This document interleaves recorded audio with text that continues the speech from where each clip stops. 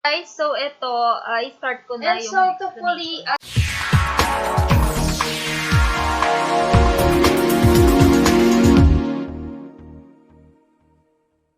If you get value from videos like this and want more, smash that like button and subscribe to get updates on the new content.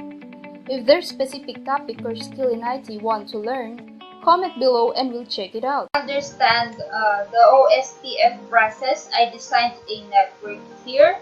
So, wala tong router 4 na to. Ilagay ko lang. So, nasa isang area sila. Area 0 lahat sila. And then, here is the configuration. So, sa router 1, so, as discussed kanina, yung mga katabi ng network is ina-advertise, inilalagay mo sa configuration niya. Katabi nito, yung dalawang network, katabi nyo ay yung 1.0 at saka 2.0 and so on. So, i-discuss ko lang, itatry kong i-shut yung port ni router 1. Tapos, titignan natin kung anong mangyayari. Pwede nating i-observe. So, dito, nag-try na ako kanina. So, itatry natin yung int f01. So, ito yon. So, int f01. Itatry natin i-shut.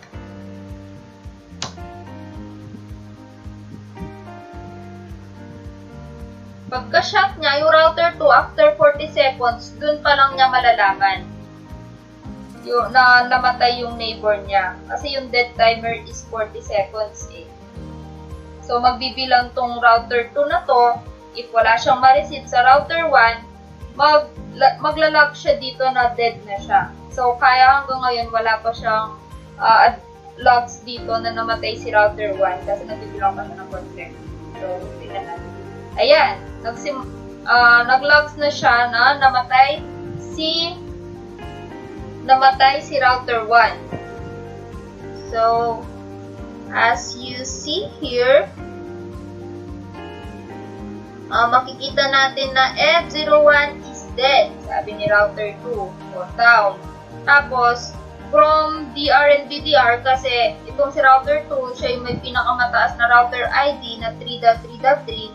So, mag-elect na 3.3.3, elect niya na siya yung DR. But si router 1, dahil hindi niya makita si router 3 kasi nga na-shut to, na-disconnect. So, hindi na 3.3 yung DR niya. And then, itry nating no shut. So, bubuksan na natin. So, kung yung dead timer is mag-aantay pa yung kabilang, kunyari namatay to, mag-aantay pa to ng 40 seconds dahil sa dead timer niya. Si hello timer, mas mabilis siya. So, 10 seconds lang antay niya, malalaman na niya na buhay si network. So, try nating no shut to. No shut yung interface nito, after 10 seconds, malalaman na ni router 2 yun. So, no shut. 1, 2, 3, 4, 5, 6, 7, 8, 9, 10. Oh, nalaman na niya kasi nag-logs na dito after 10 seconds. So, pwede nating i-examine kung ano yung mga logs na nakita niya. So, as discussed kanina, di ko na ma-distinguish kung saan yung dead at hello dito. Ayan, nag-start siya nang ma-detect niya na may neighbor change event sa F01 ni router 1. So, yung una niyang gagawin is mag-e-elect ng DR at PDR. So, dahil nakita na niya na mas mataas yung router ID ni router 2, mag-e-elect siya na 3.3 yung DR. And then, after ma-elect yung DR at BDR, mag-aano na sila ng master at slave, mag-e-elect ng master at slave. So, send DVD to 2.2.2, 2.2.2 to. Tapos, ito siya. Si router 2 magsisend ng DVD sa 2.2.2, yung database niya. And then, malalaman niya na si router 1, oh, ako si slave, sabi ni router 1. Dapat ako yung unang mag-initiate ng, kasi Dahil sa pag-exchange nila ng DVD, malalaman nila na kulang yung database nila sa isa't isa. So, si router 1, magre-request siya ng link state request. Yan.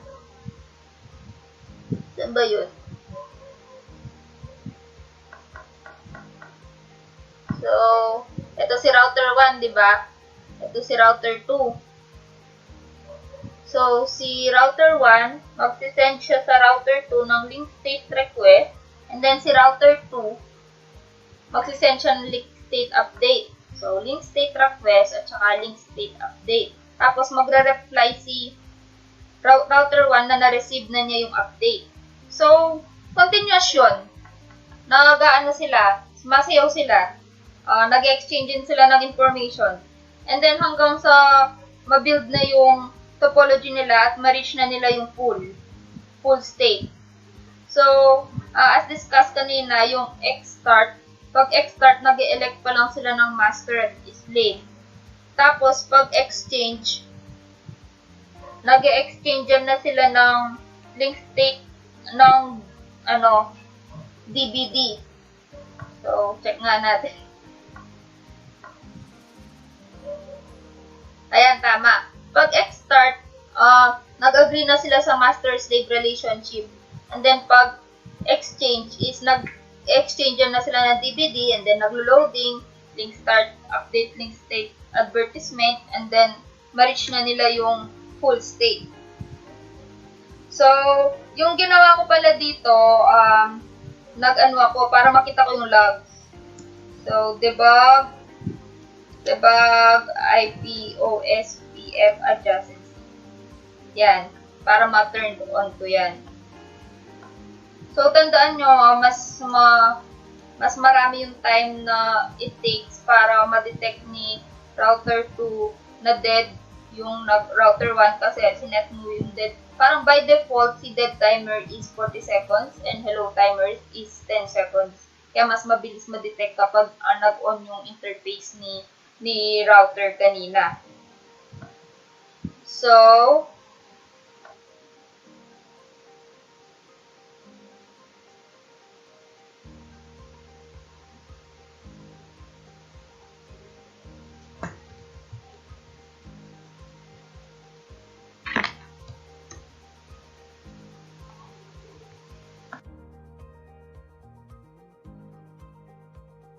let's start na sa saan na ba tayo? Yan. So, OSPF type of messages. So, wala. So, number 1 dyan is hello packet. So, hello packet are used to discover, build, and maintain OSPF neighbor adjacencies. So, lagi yan. Lagi-lagi siyang nag-hello. Parang nakita niya if why pa ba yung kasama niya or anong nangyari or sync pa ba sila. So, to establish adjacencies, OSPF peer are both sides of the link must agree on some parameters. O, yun, discuss natin yung ganyan. Next is database description packet. So, DBD is used na, parang comparison factor nila. Kumbaga, si router 1, may LSDB siya. Tapos ito, LSDB. Ko-compare nila if sync yung database nila. Yung tawag sa ano na yun, DBD. Nag-exchange yan sila ng database. So, when the OSPF neighbor adjacency is already established, a DBD packet is used to describe LSDB so that routers can compare whether their database are synced. So, dapat sync yung database ng dalawang to. Next is link state request. So, link state request, for example, ito si master, ito si slave. Si master, siya yung unang mag-i-initiate niyan. So, kapag napag-decide ni master at slave, itong si master, mag-send siya ng link state request dito kay neighbor niya. So, neighbor, bigay mo naman yung mga kalink mo. Ayan, na-discuss ko naman yan. So, si neighbor naman, magsisend siya ng link state update. So, eto na. Bibigay ko na sa kanya yung mga neighbor ko. Ito yung update ng mga link ko. So, link state update sa master. Sa unang neighbor. And then, ito naman, magsisend back sa neighbor na na-receive niya yung link state update. Yung tawag doon, link state acknowledgement. Link state ack. So, ganun lang yan. Tapos, ito naman din, after ni master, si neighbor din. So, mag-send siya ng link state request sa master. So, ganyan lang yan. Nag-exchange yan sila lagi ng information. So, when the database information process is over, the router might still have of link state A. Yung link state, LSA dito is link state advertisement that are missing in its database. The router will send an LSR packet to inform neighbors to send the most recent versions of missing link state advertisement.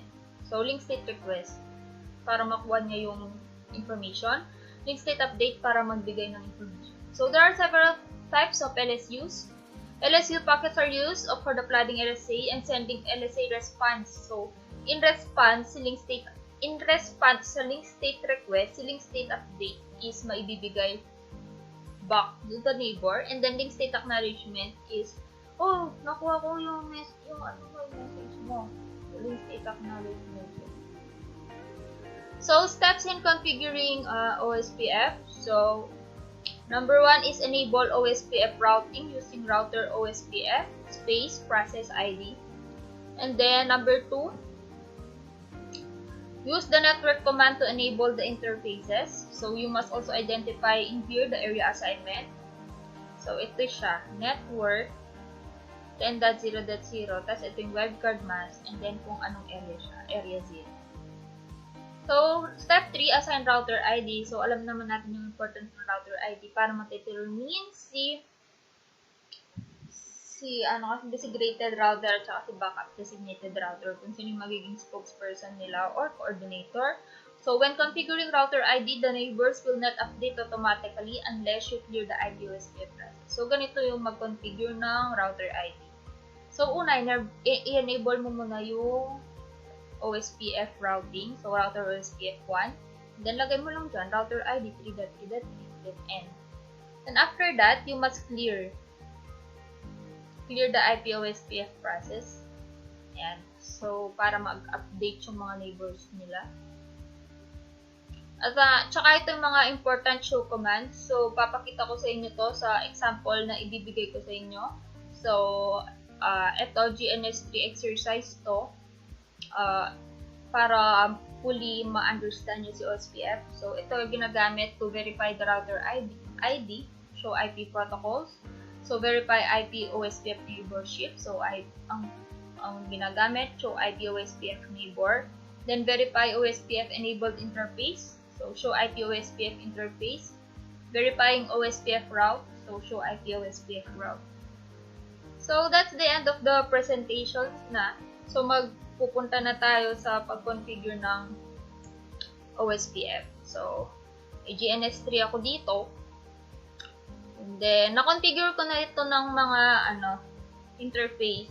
So, ito is si .1. .1 to, 10.0.0.1, tapos .2 to, .1, .2. Tapos ito, yung dito niya is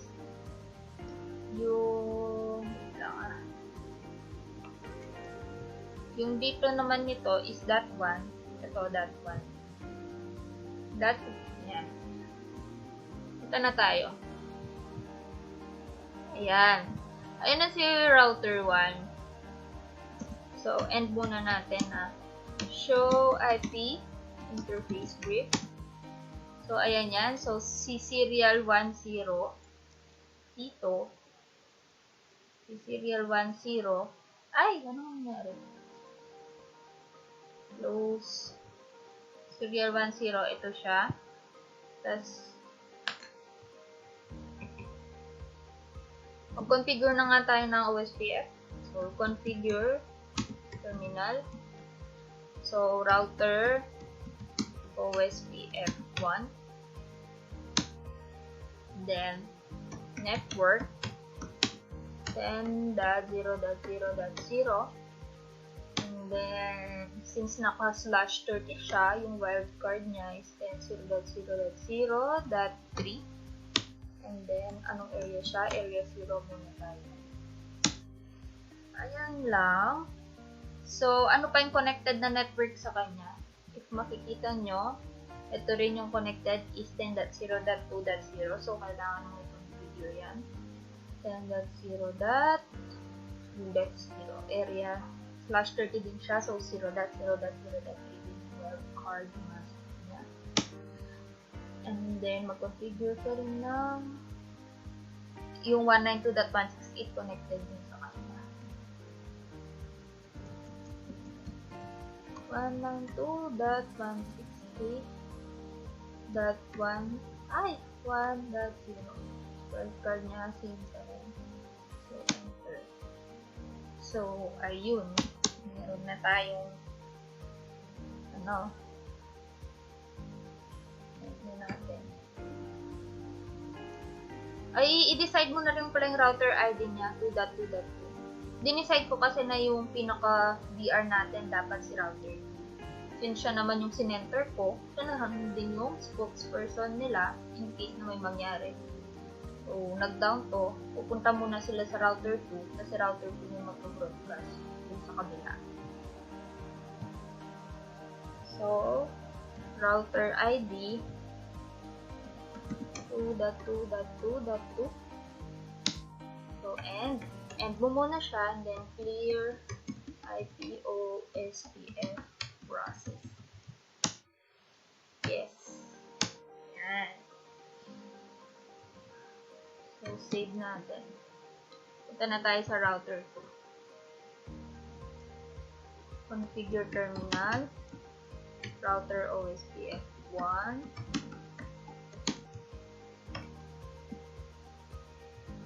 Yan. And then, lagay natin yung network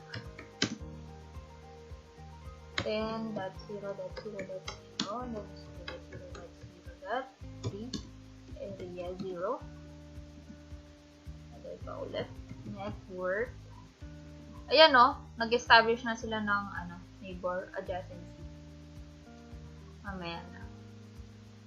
Maglagay pa tayo ng network isa pa. Yung sa kabilang side naman yung dito. Network 10.0.1.0 then 0.0.0.3 area 0.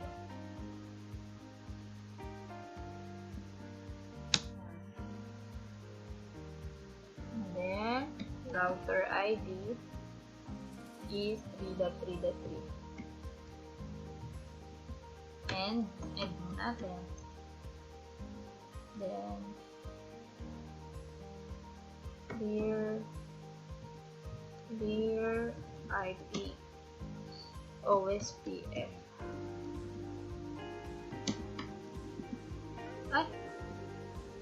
Clear router. Nakalimutan ko ano ba yung nagawin? Clear IP OSPF 1. Ano ba ito? Process. So, ayun. So, ito naman sa router 3.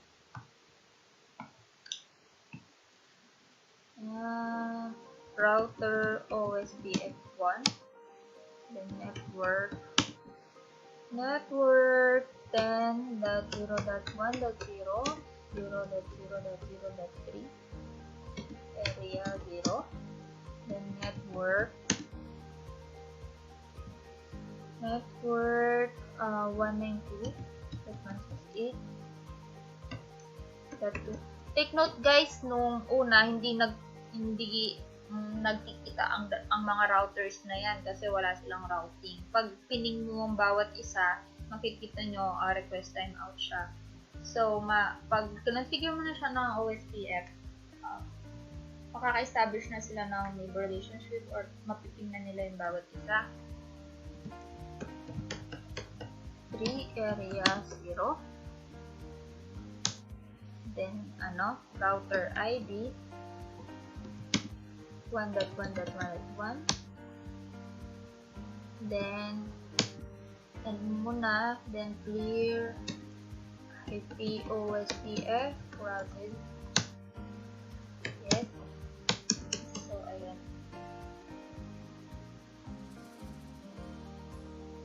So, configure din natin to kasi ito, ako configure ko as point to point. So, hindi pa na mag-e-elect ng DRBDR kung gagawin mo to.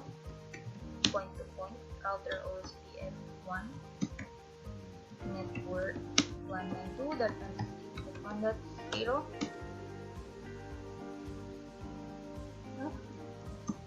Plus network 192.168.1.0. 0.0.0.3 area 0.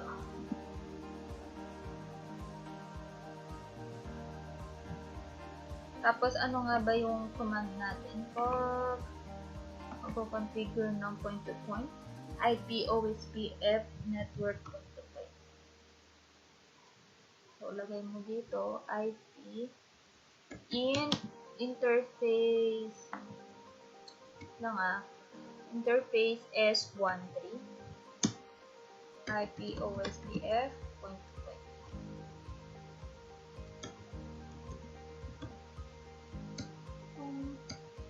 IP OSPF network. Okay. IP OSPF network point-to-point.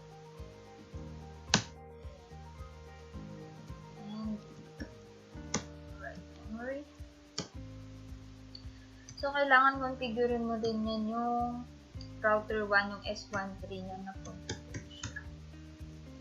So, quantity in S13 router OSPF. Ay, nakakalimutan ko naman. IP OSPF network point-to-point. IP OSPF network point-to-point.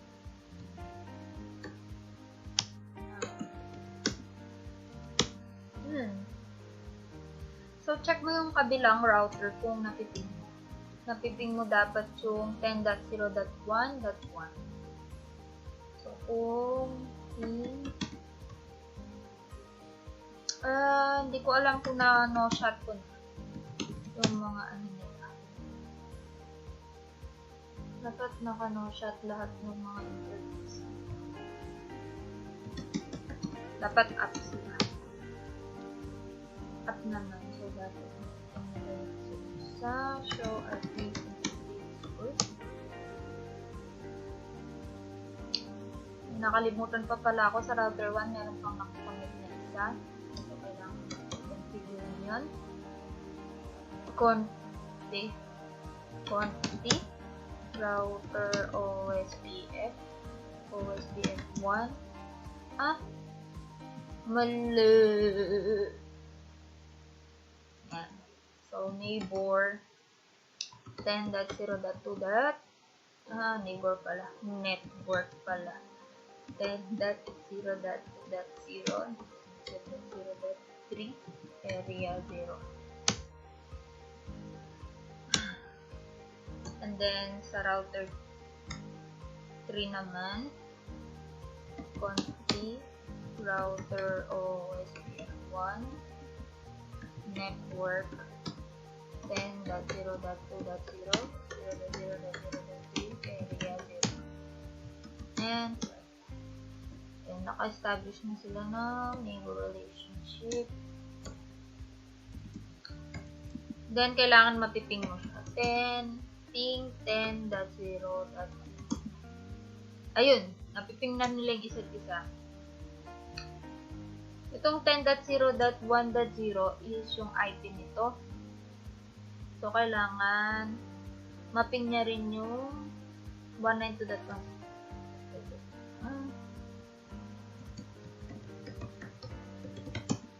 Ayun, napiping niya rin to. since in-advertise mo naman or nilagay mo naman yung network ID. So, punta na tayo dito. Verifying the router ID. So, show IP protocols. Then, show IP protocols. Ayan. So, makikita natin yung router ID natin is 2.2.2. So, siya yung pinaka-spokesperson ng router na to. Ibig sabihin, pag may DR at BDR siya, matatanggal niyo itong leg na to. Pero hindi siya, hindi literally matatanggal. Kumbaga, pag mayroong bumagsak dito, hindi na siya mag-a-advertise sa leg na to. Mag-a-advertise siya dito sa 3.3, dun sa router ID.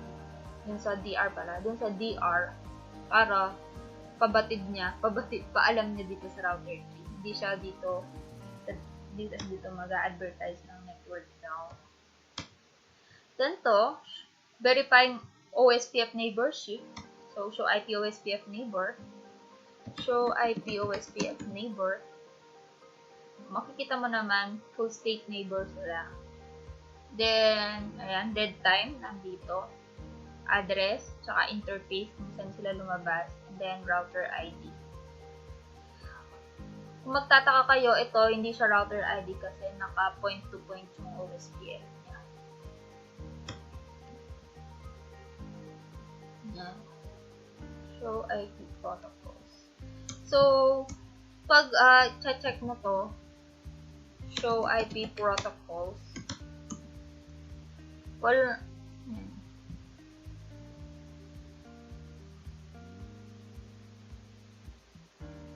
ayan. And then, show IP OSPF interface to verify OSPF enabled interface. Show IP OSPF interface. Ayan.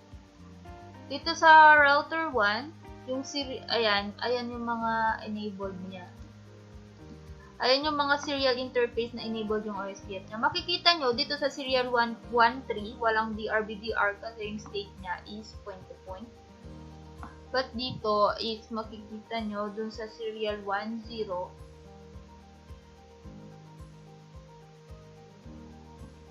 Yan. Next is ito, verifying OSPF routes. So, show IP OSPF route.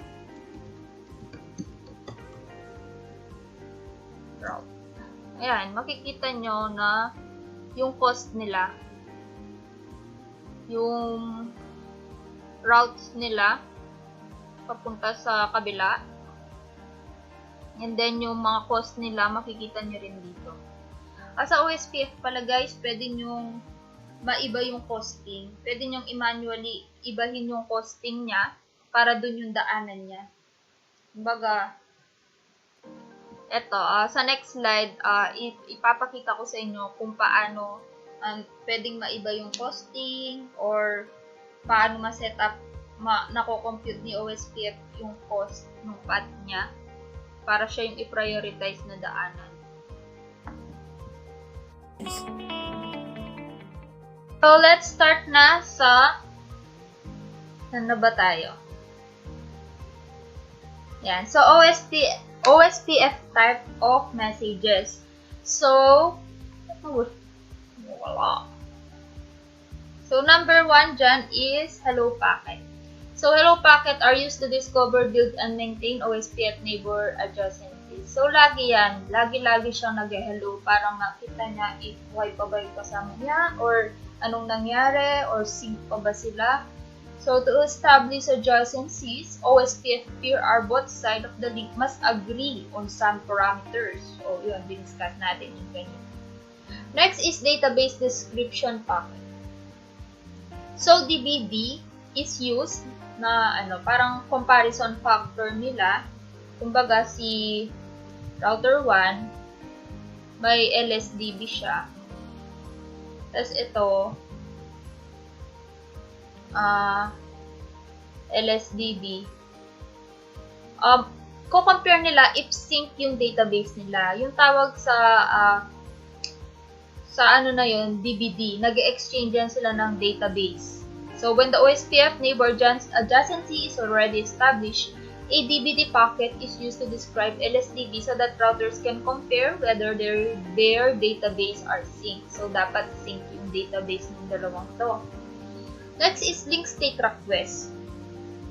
So, link state request, for example, ito si master, ito si slave. Si master, siya yung unang mag-i-initiate niyan.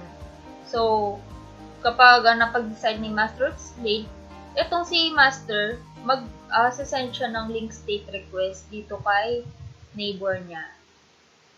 So, neighbor, bigay mo naman yung mga kalink mo. Ayan, na-discuss ko naman yan. So, si neighbor naman, magsisend siya ng link state update. So, eto na. Bibigay ko na sa kanya yung mga neighbor ko. Ito yung update ng mga link ko. So, link state update sa master. Sa unang neighbor. And then, ito naman, magsisend back sa neighbor na na-receive niya yung link state update. Yung tawag doon, link state acknowledgement. Link state ack. So, ganun lang yan. Tapos, ito naman din, after ni master, si neighbor din. So, magsisend siya ng link state request sa master. So, ganyan lang yan. Nag-exchange sila lagi ng information. So, when the database synchronization process is over, the router might still have of link state A. Yung link state, LSA dito is link state advertisement that are missing in its database. The router will send an LSR packet to inform neighbors to send the most recent versions of missing link state advertisement. So, link state request para makuha niya yung information. Link state update para magbigay ng information. So, there are several types of LSUs. LSU packets are used for the flooding LSA and sending LSA response. So, in response sa link state request, si link state update is maibibigay back to the neighbor, and then link state acknowledgement is, nakuha ko yung message mo. Link state acknowledgement. So, steps in configuring OSPF. So, number 1 is enable OSPF routing using router OSPF space process ID. And then, number 2, use the network command to enable the interfaces. So, you must also identify in here the area assignment. So, ito siya, network 10.0.0, tapos ito yung webcard mask, and then kung anong area siya, area 0. So, step 3, assign router ID. So, alam naman natin yung importance ng router ID para ma-determine si designated router at saka si backup designated router kung sino yung magiging spokesperson nila or coordinator. So, when configuring router ID, the neighbors will not update automatically unless you clear the IP OSPF process. So, ganito yung mag-configure ng router ID. So, una, i-enable mo muna yung OSPF routing. So, router OSPF1. Then, lagay mo lang dyan, router ID 3.3.3, then end. And after that, you must clear the IP OSPF process. Ayan. So, para mag-update yung mga neighbors nila. At tsaka ito yung mga important show commands. So, papakita ko sa inyo to sa example na ibibigay ko sa inyo. So, ito, GNS3 exercise to. Para fully ma-understand nyo si OSPF. So, ito yung ginagamit to verify the router ID, show IP protocols. So, verify IP OSPF neighborship. So, ang ginagamit, show IP OSPF neighbor. Then, verify OSPF enabled interface. So, show IP OSPF interface. Verifying OSPF route. So, show IP OSPF route. So, that's the end of the presentation na. So, pupunta na tayo sa pag-configure ng OSPF. So, may GNS3 ako dito. And then, na-configure ko na ito ng mga interface. So, ito is si .1. .1 to, 10.0.0.1, tapos .2 to, .1, .2. Tapos ito, yung dito niya is yung Yung dito naman nito is that one. Ito, that one. Yan. Punta na tayo. Ayan. Ayan na si router 1. So, end muna natin na show IP interface brief. So, ayan yan. So, si serial 10 dito. Si serial 10. Ay, ano nangyari? Close. Serial 10, ito siya. Tapos, mag-configure na nga tayo ng OSPF. So, configure terminal. So, router OSPF1. Then, network 10.0.0.0. And then, since naka/30 siya, yung wildcard niya is 10.0.0.0.3. And then, anong area siya? Area 0 muna tayo. Ayan lang. So, ano pa yung connected na network sa kanya? If makikita nyo, ito rin yung connected is 10.0.2.0. So, kailangan mo i-configure yan. 10.0.2.0. Area /30 din siya. So, 0.0.0.3 din yung wildcard mask niya.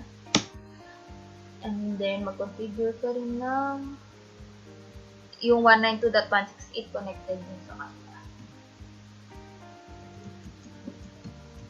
192.168.1 ay 1.0.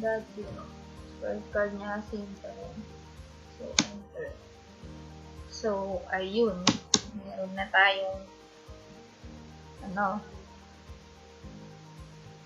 natin. Ay, i-decide mo na rin pala yung router ID niya, 2.2.2.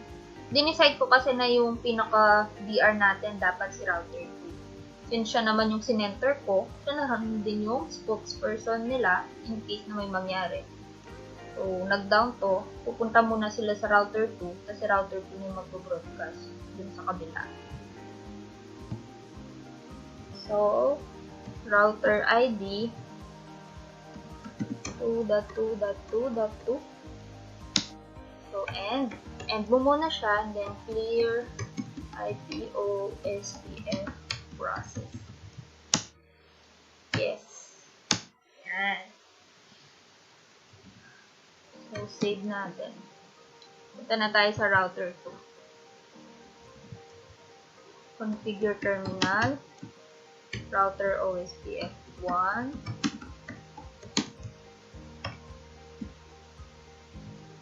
Yan.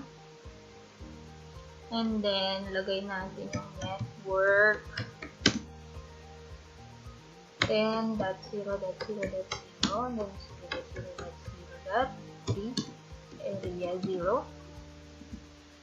Lagay pa ulit. Network. Ayan o, nag-establish na sila ng neighbor adjacency. Mamaya na. Maglagay pa tayo ng network. Isa pa. Yung sa kabilang side naman yung dito. Network 10.0.1.0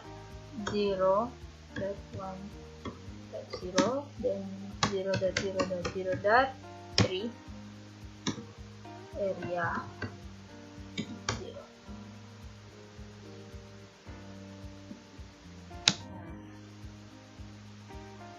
And then router ID is 3.3.3 and end natin. Then clear IP OSPF. Ay! Clear router. Ay, nakalimutan ko. Ano ba yung gagawin? Clear IP OSPF 1. Ano ba ito? Process. So, ayun. So, ito naman sa router 3.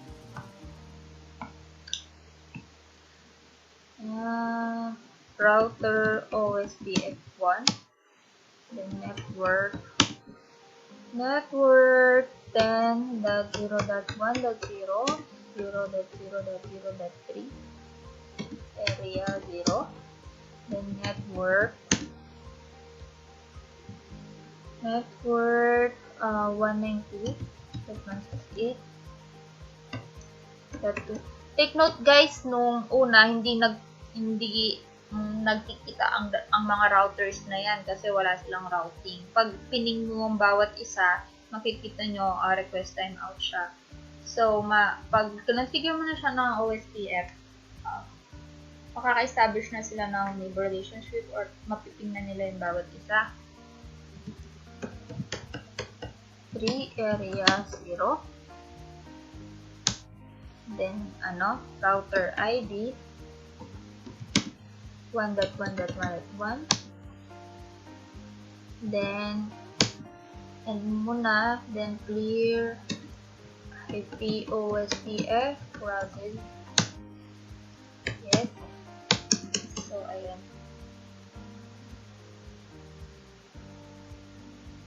So, configure din natin to. Kasi, ito, ako configure ko as point to point. So, hindi pa na mag-e-elect ng DR/BDR kung gagawin mo to. Point to point. Router OSPF1. Network 192.168.1.0.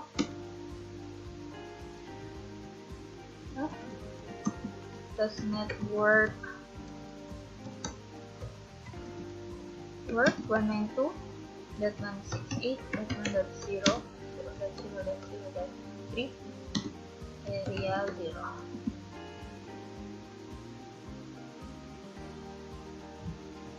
Tapos, ano nga ba yung command natin?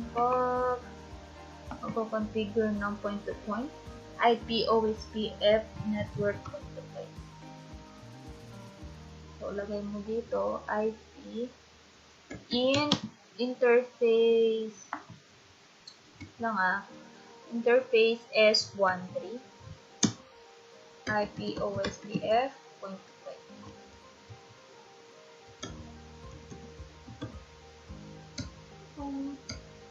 IP OSPF network. Okay. IP OSPF network point-to-point.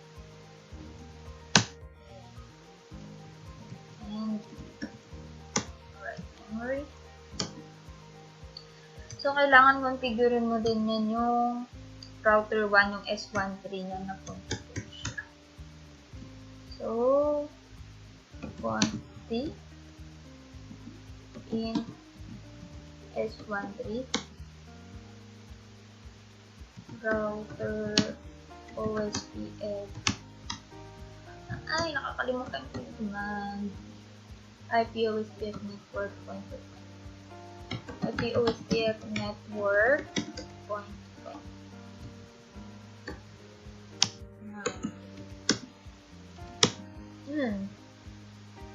So, check mo yung kabilang router kung napiping mo. Napiping mo dapat yung 10.0.1.1.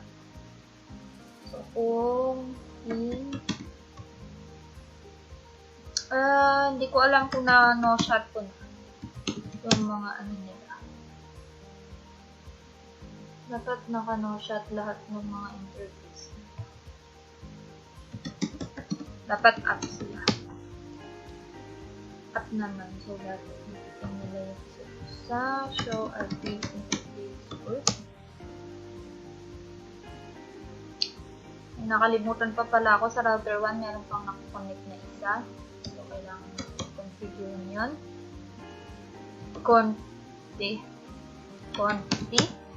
router OSPF OSPF1 mali.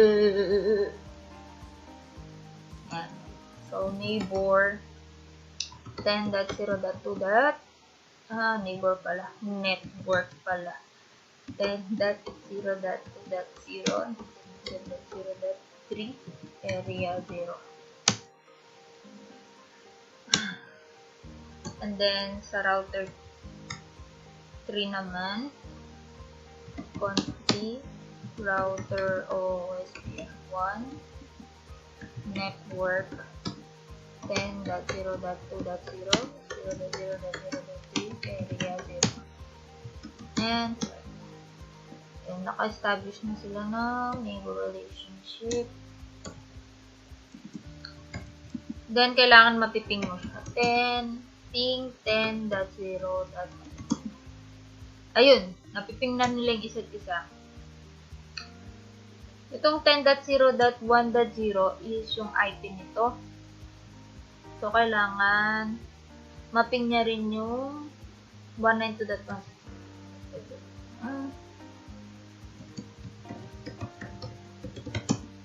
Ayun, napiping niya rin to. Since in-advertise mo naman or nilagay mo naman yung network ID. So, punta na tayo dito. Verifying the router ID. So, show IP protocols. The show IP protocols. Ayan. So, makikita natin yung router ID natin is 2.2.2. So, siya yung pinaka-spokesperson ng router na to. Ibig sabihin, pag may DR at BDR siya, matatanggal na tong leg na to. Pero hindi siya, hindi literally matatanggal. Kumbaga, pag mayroong bumagsak dito, hindi na siya mag-a-advertise sa leg na to. Mag-a-advertise siya dito sa 3.3, yun sa router ID. Yun sa DR pala. Dun sa DR, para paalam niya dito sa router 3. Hindi siya dito mag-a-advertise ng network down. Then to, verifying OSPF neighborship. So, show IP OSPF neighbor. Show IP OSPF neighbor. Makikita mo naman, full state neighbor sila. Then, ayan, dead time, nandito. Address, tsaka interface, kung saan sila lumabas. And then, router ID. Kung magtataka kayo, ito, hindi siya router ID kasi naka point-to-point yung OSPF niya. Yan. Show IP protocols. So, pag check mo to, show IP protocols, well,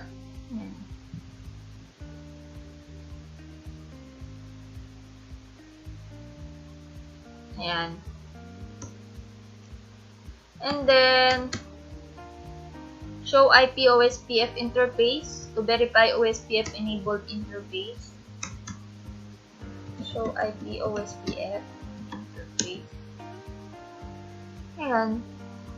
Dito sa router 1, yung ayan yung mga enabled niya.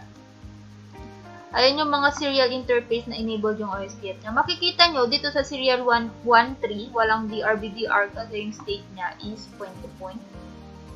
But dito is makikita nyo dun sa serial 10.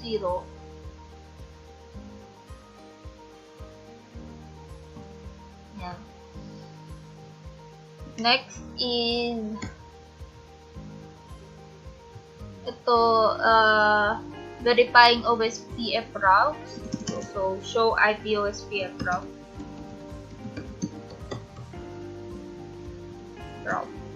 Ayan, makikita nyo na yung cost nila, yung routes nila papunta sa kabila, and then yung mga cost nila makikita nyo rin dito. Sa OSPF pala guys, pwede nyong maiba yung costing. Pwede nyong i-manually ibahin yung costing niya para dun yung daanan niya. Kumbaga, eto, sa next slide, ipapakita ko sa inyo kung paano pwedeng maiba yung costing or paano ma-set up, nako-compute ni OSPF yung cost ng path niya para siya yung i-prioritize na daanan. So, next topic is we're gonna define the OSPF passive interface. So, ano ba yung purpose ng passive interface? This is to prevent routing updates from being sent through specified router or interface. This is done para ma-reduce yung traffic sa isang LAN or pa-minimize yung bandwidth. Kasi 'di ba kumakain din ng bandwidth yung pag-advertise ni OSPF sa kanyang mga neighbors. So, na-execute nila yung passive interface. So, let's take for example this topology. Router 1, router 2, and router 3. So, how to issue a passive interface? So, nag-build ako ng topology. And then, ganito yung configuration ko. So, meron tayong 4 na network. And then, 3 routers. So, ang gagawin ko is, ito, si S10, gagawin ko siyang passive interface para hindi na siya makapag-send ng updates. So, ang mangyayari is, mawawala ng connectivity sa R2 kasi ginawa mong passive interface yung S10, yung link papunta ng R2. So, let's check first if it is enabled ng passive interface. So, nag-execute ako ng show IP OSPF interface S10. Ayan. So, as you see here, the OSPF is enabled. Paano mo nalaman? Kasi may hello ended timer ka. Makikita mo na active yung hello niya at saka may due date siya. So, hello due is, ayan, may timer siya. And then, sa route mo, makikita mo na nandun pa si 192.168.0.0. Yung sa OSPF, dahil sa OSPF routing mo is mayroon siyang dynamic route papuntang 192.168.0.0. Makikita mo dito. Ayan. So, si R2, meron siyang dynamic route papunta dito. Next is, mag-i-issue ako ng passive interface sa S10. So, notice that the OSPF adjacency on logs became down. So, ito yung pag-configure niya. Punta ka muna sa router OSPF1 and then passive interface, yung specific interface na gagawin mong passive interface. So, makikita mo dito is the neighbor suddenly became down or yung neighbor adjacency niya is already detached. Then, after that, you can issue show IP OSPF S10. Malito na mistype lang. Pero, show IP OSPF interface S10.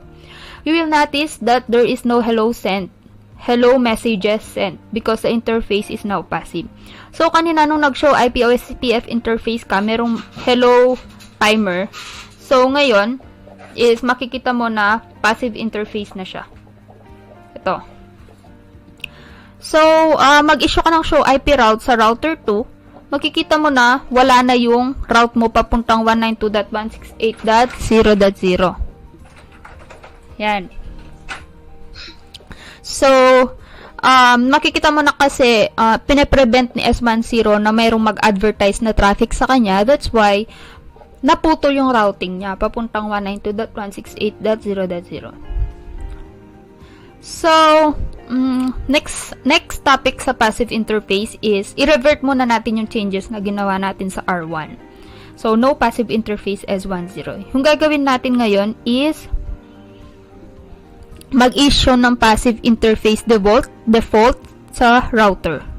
Pag nag-issue ka ng passive interface default, ang gagawin niya, yung lahat ng interface dun sa router ngayon is magiging passive. Unlike dun sa isa is specific ka magde-define ng interface, pero dito, once na nag-issue ka ng passive interface default sa isang OSPF, mawawala lahat ng adjacency mo sa lahat ng interface mo. So, pag makikita mo si R1, no, neighbor currently advertising sa R1. So, yung passive interface default disables all routing updates on interface of OSPF.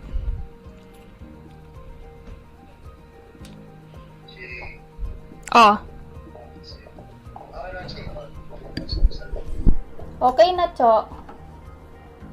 So, next topic is the OSPF cost. So, kung kanina is yung passive interface, ngayon is yung OSPF cost. The formula in finding the OSPF cost is 100 over the bandwidth of a specific specific link in Mbps. So, paano niya kino-compute yung shortest path first? So, yung cumulative cost niya is the sum of all outgoing interface costs in the route. So, magkakaroon naman tayo ng maraming examples later on. So, yung best cost, so best route for routing table, yun yung pinaka-lowest cumulative cost. So, yun yung susundin niya niyang path papunta dun sa neighbor niya or yung sa malayong neighbors na gusto niyang puntahan. So, to change the OSPF cost, pwede mo siyang ma-manipulate yung costing niya. Take note guys na pag change mo yung bandwidth ng specific interface, hindi siya literally na mag-change ng bandwidth. Chini-change mo lang yung bandwidth with respect sa OSPF para lang ma-change yung bandwidth metric mo sa pagmamanipulate ng traffic mo. So, in OSPF cost, you can either change the bandwidth of interface or change the reference bandwidth value. Yung reference bandwidth value, kunyari itong 100, pwede mo rin naman ma-change siya. Kasi kapag nag-modern yung technology, lumalaki yung speed. So, chine-change mo yung reference bandwidth value para yung mako-compute niya is readable pa rin. So, ito yung mga cost nung specific na mga commonly used na mga link. So, yung Ethernet link, which has 10 Mbps, so yung metric calculation niya is 100 over 10. So, yung cost niya is 10. Sa Fast Ethernet, 100 Mbps, so 100 over 100, the cost is 1. On the serial link, so 1544 kbps, the default of a serial link, so 100 over 1.544, so 64.76, or pag ni-round up mo, 64 yung cost niya. So, ito pa yung mga karamihan sa mga ginagamit natin na line. So, ito yung mga costing nila. And then, sa example natin, meron dito na 4 na routers. So, if papapiliin ka, ano yung easiest path papuntang R4? Pipiliin mo syempre yung sa gitna na line, ito. Kasi, pag kinompute mo yung 1 gig na costing niya, ano ba yung sa 1 gig? 1 lang yung costing mo from R1 to R4, whereas pag pumunta siya ng R1 papuntang R2, so 1 na yung cost niya dito, and then R2 papuntang R4 plus 1, so magiging 2 na yung cost papunta sa R4 if yung dinaanan pa niya is R1 papuntang R2 tas R2 papuntang R4. Whereas kung dediretso na siya sa R4, which is 1 gig, 1 lang yung cost niya, yun yung pinakamadaling way. So, ganun niya kino-compute yung shortest path first. If you want to level up on this skill from awareness to mastery and support us in creating more content like this, check out the links in the description to avail of short practice course labs and solutions.